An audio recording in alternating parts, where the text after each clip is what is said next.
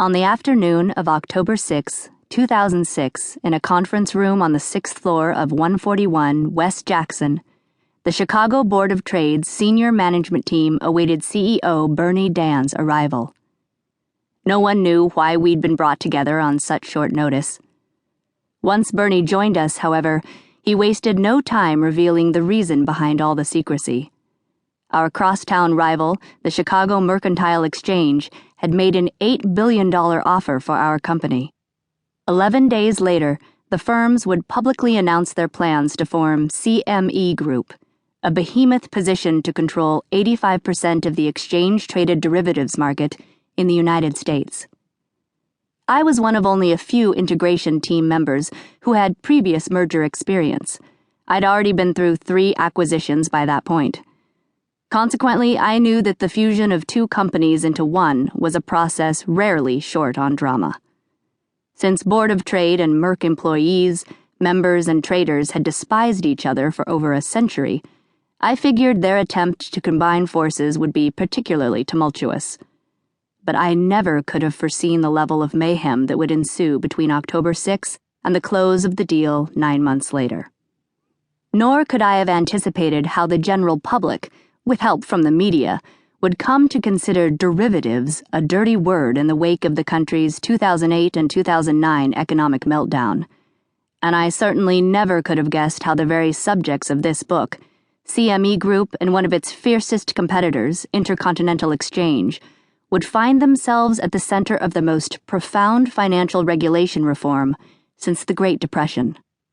When President Barack Obama signed the Dodd-Frank bill into law on July 21, 2010, one thing became abundantly clear. Capitol Hill approves of the way futures exchanges do business. The new legislation is poised to force a good percentage of the unwieldy and largely unregulated $615 trillion over-the-counter derivatives market, controlled almost exclusively by Wall Street banks, onto exchanges or through clearinghouses in the coming years. The story you're about to listen to proves why that's probably a good thing. When I set out to write this book, however, the financial crisis had not yet transpired, and futures exchanges had therefore not been identified as potential saviors.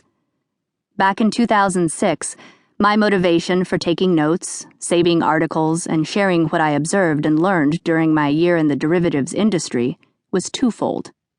1. The multi-billion-dollar bidding war that erupted between the Chicago Mercantile Exchange and Intercontinental Exchange for control of the Chicago Board of Trade was simply an incredible tale that needed to be told. And 2, I realized the realm of futures exchanges was sorely misunderstood, even by those in the broader financial services industry. Futures exchanges help provide price stability for goods and services people use day in and day out: cereal, cookies, cheeseburgers, electricity, fuel, the list goes on and on. They affect the lives of consumers across the globe much more directly than do any of the well-known banks, yet few understand how futures exchanges operate. That's most likely because until very recently, these companies were private, member-run institutions that didn't have much need or desire to explain their business to the outside world. In fact, they fought to remain a mysterious niche of the financial services industry for as long as they could. If futures exchanges are enigmas to most people, then futures trading proves exponentially more confusing. Futures trading is a zero-sum game. For every winner, there must be a loser. It's not even remotely comparable to stock trading, but unfortunately, the critical differences between the two are usually not explained in the news.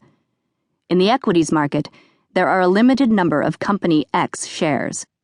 When lots of bids come in for Company X shares, the share price rises, and everyone holding Company X stock makes money. On paper. Futures contracts function nothing like this, and as you listen, I'll describe how and why these instruments are used.